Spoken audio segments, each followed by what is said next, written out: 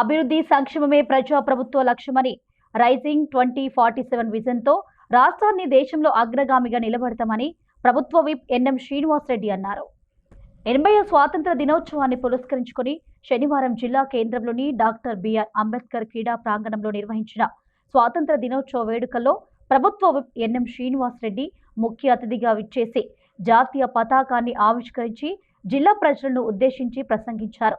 ముందుగా ప్రాంగణానికి చేరుకున్న విప్కు జిల్లా కలెక్టర్ రాహుల్ శర్మ, ఎస్పీ సిరిశెట్టి సంకేత్, భూపాలపల్లి శాసనసభ్యులు గండ్ర సత్యనారాయణరావు తదితరులు పుష్పగుచ్చాలు అందించి స్వాగతం పలికారు. అనంతరం పోలీసులు గౌరవ వందనం స్వీకరించారు. ఈ సందర్భంగా జాతీయ జెండా ఆవిష్కరించి జాతీయ గీతాలాపన చేశారు. అనంతరం వీధుల్లో ఉత్తమ ప్రతిభ కనబరిచిన ఉద్యోగులకు ప్రశంస పత్రాలు అందజేశారు. 80వ స్వాతంత్ర దినోత్సవ వేడుకల సందర్భంగా ఏర్పాటు చేసిన సాంస్కృతిక నృత్యాలు ఆకట్టుకున్నాయి. అనంతరం స్వాతంత్ర దినోత్సవ వేడుకల సందర్భంగా ఏర్పాటు చేసిన స్టాళ్లను పరిశీలించారు. ఈ సందర్భంగా ఆయన మాట్లాడుతూ జిల్లా ప్రజలకు స్వాతంత్ర దినోత్సవ శుభాకాంక్షలు తెలియజేస్తూ దేశానికి స్వాతంత్ర్యం సాధించేందుకు ఎందరో మహనీయులు చేసిన త్యాగాలను స్మరించుకున్నారు. వారి పోరాటాలు, త్యాగాల ఫలితంగానే నేడు మనం స్వేచ్ఛ వాయువులు పిలుస్తున్నామని పేర్కొన్నారు. రాష్ట్ర ముఖ్యమంత్రి రేవంత్ రెడ్డి నాయకత్వంలోని ప్రజాప్రభుత్వం ప్రజాస్వామ్య విలువలకు ప్రాధాన్యతనిస్తూ సంక్షేమం, అభివృద్ధికి పెద్దపీట వేస్తూ తెలంగాణను విశ్వవేదికపై సగర్వంగా నిలబెట్టేందుకు కృషి చేస్తుందని ప్రభుత్వ విప్ తెలిపారు. నా హృదయపూర్వక శుభాకాంక్షలు. బ్రిటిష్ బానిస సంఖ్యలు తెంచి స్వేచ్ఛా వాయువులు పీల్చుకున్న ఈ రోజు మనందరికీ పండుగ రోజు. మన దేశ అస్తిత్వాన్ని, ఆత్మ గౌరవాన్ని మువ్వన్నెల జెండాగా సగర్వంగా ఎగరేసిన ఈ రోజు దేశ చరిత్రలో సువర్ణాక్షరాలతో లిఖించిన రోజు. మిత్రులారా, ఈరోజు మనం అనుభవిస్తున్న స్వేచ్ఛ, స్వాతంత్రం ఎందరో మహనీయుల త్యాగఫలం, సుదీర్ఘ పోరాట ఫలితం. ఎందరో మహనీయుల త్యాగాలకు వెలకట్టలేని బహుమతి ఈ స్వాతంత్రం. ఆ మహనీయులందరి త్యాగాలను స్మరించుకుంటూ జిల్లా ప్రజలందరి తరఫున కృతజ్ఞతలు తెలియజేస్తా ఉన్నాం.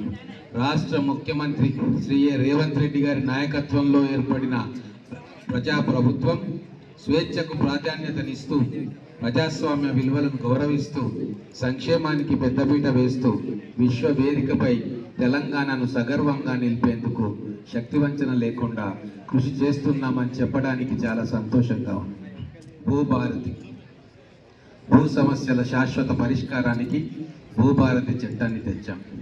జిల్లా వ్యాప్తంగా 223 గ్రామాల్లో భూభారతి రెవెన్యూ సదస్సులు నిర్వహించి 53,763 దరఖాస్తులు స్వీకరించాం. ప్రతి దరఖాస్తుకు నోటీసులు జారీ చేస్తూ క్షేత్రస్థాయిలో విచారణ నిర్వహిస్తూ అర్హులకు భూపట్టాలు జారీ చేసేందుకు చర్యలు చేపట్టాం. 70 గ్రామాల్లో భూముల రీసర్వే చేపట్టగా 7 మండలాల్లోని 15 గ్రామాల్లో భూముల రీసర్వే పనులు పురోగతిలో ఉన్నాయి. ఇందిరమ్మ ఇండ్లు పేదరికమే ప్రామాణికంగా తీసుకొని సొంతింటి కలలను సాకారం చేస్తూ ఉన్నాం. ఈ పథకానికి గ్రీన్ ఛానల్లో నిధులు మంజూరు చేస్తూ ఉన్నాం. జిల్లాకు 4,586 ఇండ్లు మంజూరు కాగా 797 ఇండ్ల నిర్మాణాలు పూర్తి చేశాం. 3,789 ఇండ్ల నిర్మాణాలు వివిధ దశల్లో పురోగతిలో ఉండగా 1,278 ఇండ్లు నిర్మాణాలు చేపట్టాల్సి ఉన్నది. ఇప్పటి వరకు 87,04,00,000 మంజూరు చేశాం. వ్యవసాయ శాఖ కాలానికి అనుగుణంగా రైతులు వ్యవసాయం చేయాలి. ఎల్నినో నీటి పొదుపు, పంటల వైవిధ్యం, వర్షాధార పంటలకు ప్రోత్సాహంపై ప్రభుత్వం దృష్టి సారించి వరికి బదులుగా ప్రత్యామ్నాయ పంటల సాగుపై రైతులకు అవగాహన కల్పిస్తూ ఉన్నాం. వ్యవసాయ యాంత్రీకరణ ద్వారా 1,36,57,000 విలువైన వ్యవసాయ పనిముట్లు మంజూరు లక్ష్యం కాగా 50% రాయితీతో 135 మంది రైతులకు 77,56,000 విలువ గల వ్యవసాయ పరికరాలు అందజేశాం. ఎరువుల సరఫరాలో పారదర్శకత పాటించేందుకు 486 ఆధార్ అనుసంధానిత యంత్రాల ద్వారా విక్రయాలు చేపట్టాం.